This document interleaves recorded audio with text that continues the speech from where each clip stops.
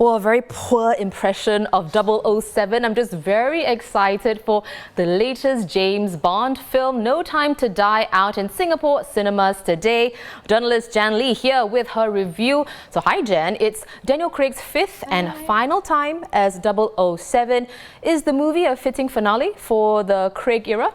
Yes, I definitely think so. It is a very worthy send-off for Daniel Craig, who has been in this role for about 15 years since Casino Royale in 2006.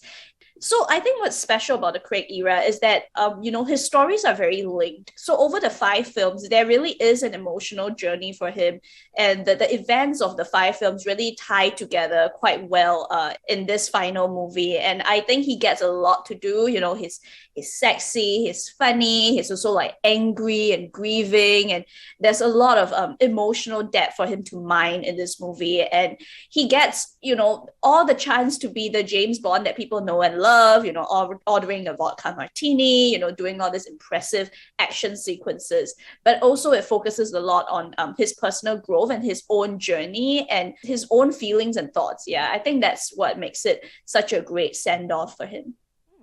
Well, it sounds like, this is definitely a more in-depth James Bond, but, the character is one of the most sexist and misogynistic ones in literature and in film, I suppose. But with writer Phoebe Waller-Bridge, best known for her work in Fleabag, attached to this project, is her influence felt in No Time to Die, Jen? Yes, definitely.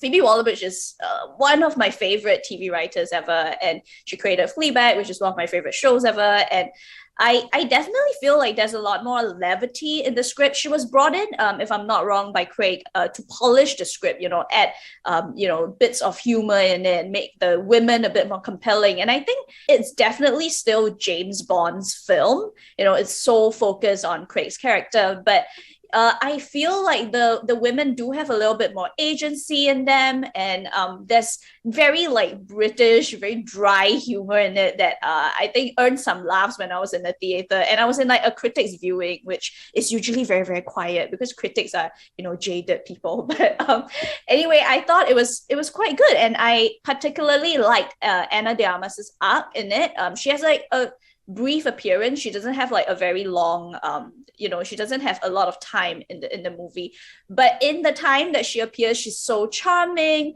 she's funny, and she's very capable. And she also wears, like, I think the kind of dress that will go down in movie history because it's quintessentially Bond girl dress, and she just looks really really great and so confident and comfortable in the role. And of course there's Lashana Lynch, who plays the very first female 007, because in this movie James Bond has retired, so he's retired his code name, and then somebody else takes over his code name, and that's Lashana Lynch. And she's like going head to head with him. She's always like making jokes about him, making digs at him, and she's very funny and very capable. And I enjoyed the touches of this humor in the movie. Well, thank you so much, Jen. Spectre left me rather disappointed, but I can't wait to see this one. I've been speaking with journalist Jan Lee, and you can check out her review at straitstimes.com. So, from James Bond to our Women of Action travel correspondent, Clara Locke, who recently went through a grueling survival camp. Hello, Clara. So, you and me, we are city girls, right? Give us our four walls, please. Well, I'm afraid to ask then, any highlights from this camp, and actually, who is it catered for? So it's precisely because we are city people, right? That's why I think it'll be really interesting to learn about the different kinds of tools that you can use in the outdoors, as well as the kind of situations that you can use these tools if you need them for survival. So for example, if we want to start a fire, we'll just use matches, right? Or we'll use a lighter. But out there on this camp, we learn how to gather different kinds of tinder and kindling, like dried leaves, dried grass from the natural environment, as well as small, larger pieces of wood that you feed to the fire to make it burn. So then we also learn to use fire steel to create sparks, and then how to keep the fire going and how to sustain it for as long as possible. And if you're in the wild, this is going to keep you warm if it's in a cold environment, or it's also going to keep wild animals at bay. We also learn how to use a saw to cut down different different lengths of wood into logs that can be lashed together to form a very simple A-frame shelter. So again, if you're in the wild and you have something waterproof like a canvas or a tarp that you can secure to it, that's going to keep you dry overnight, or maybe it's going to keep out a bit of snow.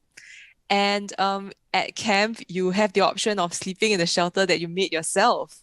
So, because we are city folk, hopefully we'll never be in a life and death situation where we will actually have to use these skills. But it's quite empowering to know that if push comes to shove, we would know what to do in that situation. We wouldn't be completely lost in nature. And so I think this camp would be great for anyone who wants to learn these sort of skills. Try out something new. And let's be real, this camp isn't always comfortable. It's dirty, they're gonna touch some soil, there are bugs, it's hot, there are mosquitoes. But travel isn't always comfortable, and you usually always come away with it with like a great story to tell and great experiences. So I think that's what people will get from this camp as well. For sure. So for those of us who are interested in being Bear Grylls, where can they source for these survival camps, Clara? So this camp is run by Beyond Expeditions. They're a company that used to run tours to Mongolia before the pandemic. And now that people can't travel, they've branched into these sort of bushcraft experiences. So the founder, Scott, used to teach like fire making and how to saw wood, some of these skills in day courses, but he also wanted to expand and bring a little bit of Mongolia to Singapore. So he worked with the Embassy of Mongolia, who donated this yurt. And so now there's this yurt, which is part of this camp. And inside, it's really pretty. It's very comfortable. There's even aircon, and you can choose to sleep in it during the camp if you want. So yeah, you can look up Beyond Expeditions. You can look up their website, or they are also listed on some other platforms like Seek Sophie, which have a whole list of experiences that you can book here.